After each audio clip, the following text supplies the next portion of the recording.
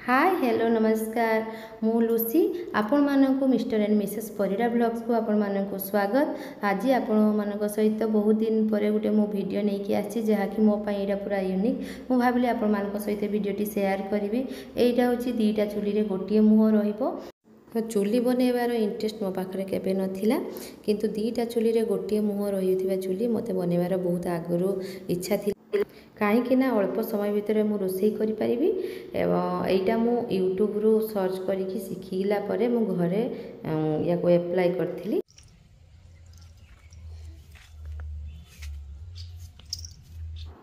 यहीटा आमर पुराणा चुली देखिपे पूरा पूरी यहाँ खराब हो गला।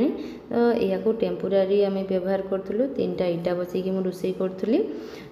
एबे या नहीं गोटे नुआ चुली बनाऊँ। दीटा चुली मझिरे मो हाथे खंडे रो स्पेस छाड़ी एबे समान प्रकार पूरा दीटा चुली गात आम तैयारी करवा गभीरता समान रखा।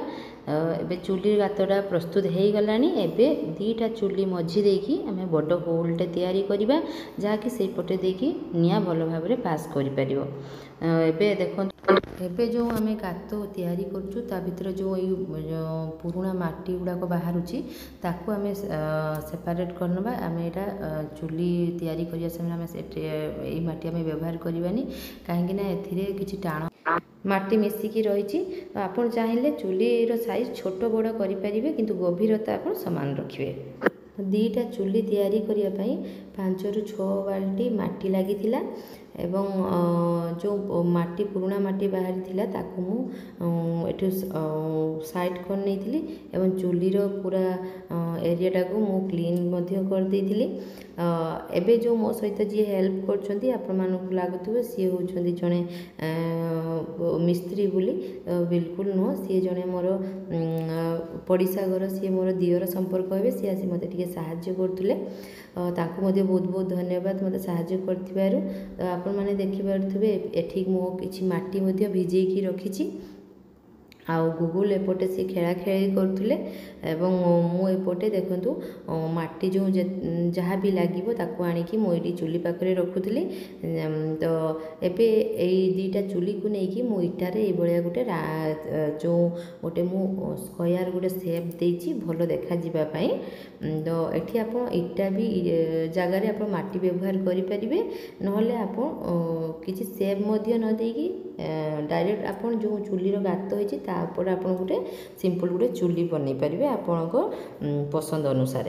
तो एबे जो इटा देकी मु एबे जो चुलीर जो मु गात करथिली ता भितर दीटा मु बाल्टी रखिकी देखो मु ये माटी साहाय्य ये गोटे मु सेप देछि। मु एठी किछि इटा व्यवहार करनी इटा मु सब बाहर कर नै इटा एठी न दबार कारण मध्ये आपण मानकु मु जणाई दोछि काहेकि मु इटा फर्स्ट टाइम बनाउछि काळे जदि किछि असुविधा हबो ताकू रिपेयर करिया पई सुविधा हबो सेति पई मु पूरा पूरी इटा कादुଅ रे बनैथिली। तो सेतेले समय हो जाइथिला सकाळ 10टा मु काम को सेठी बंद कर रख देथिली। एबे पुणी अपराह्न एबे 4टा समय हबो मु पुणी आसिकी मो काम रे लागि जाइथिली। तो एबे देखो मु गोटे दाउली नैछि ताकू नहीं मु एबे जो माटीर ऊपर लेयरटा मु बाहर को नौछि एटा मु पूरा पूरी खोला आकाश तले आपण देखि पारथुए मु जो रोसई पई चुलीटा मु बनाउछि।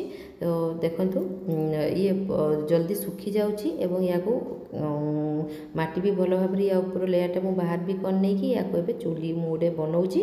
तो एई चुली तैयारी करू करू मते संध्या हो जाइथिला। तो देखि पारथुए लाइट रे झापसा देखा जाउछि एभलिया मु गोटे सेप देइथिली चुलीर सेप। तो सकाळ को देखिबा को भलिया मोर चुलीटा हेइछि। एबे सकाळ टाइम हे गेलानी देखंतु ए भलिया मु चुलीर गोटे सेप देइथिली। तो ये पूरा पूरी गोटे बर्गर सेप रे हे जाइछि। तो चुली भी आधा सुखी हे जाइछि। मु एबे गोटे गुगुल बाल्टी नहीं कि मो चुलीर मुह तैयारी करिया पई गोटे बड़ा चिन्हटे देइछि।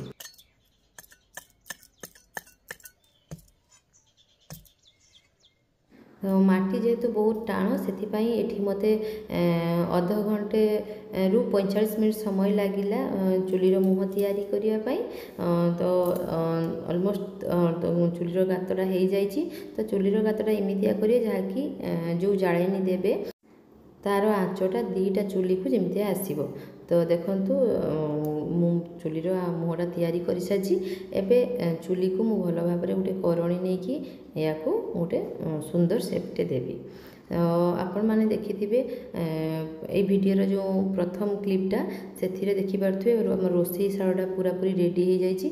तो चुली सुखु सुखु आम रोसई शालटा पूरा रेडी हो जाइए। एबे पो चुली रे जाल लगे देखुंत दीटा चुली की निआ आसूची कि नहीं।